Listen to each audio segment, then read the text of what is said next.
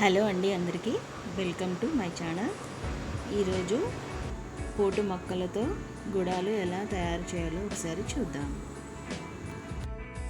దీనికోసం పోటు పెట్టిన మొక్కలను తీసుకోవాలి.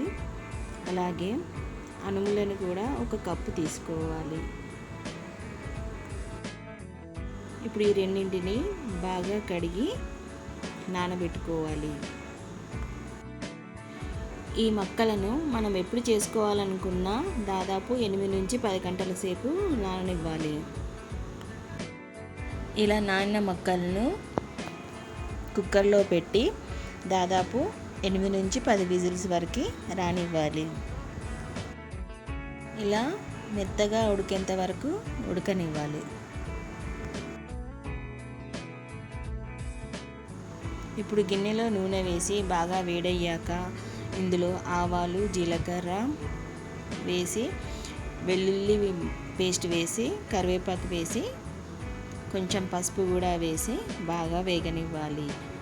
ఇందులోకి ఇందాక ఉడికించుకున్న మన మొక్కలు వేసి అందులోనే కారం పొడి, సాల్ట్ వేసి బాగా కలపాలి. ఇది కలిపిన తర్వాత ఇందులో చిన్నగా కట్ చేసిన కొత్తిమీరను కూడా వేసి కాసేపు వేడి చేయాలి. తర్వాత స్టవ్ ఆఫ్ చేసుకుని సర్వ్ చేసుకోవాలి.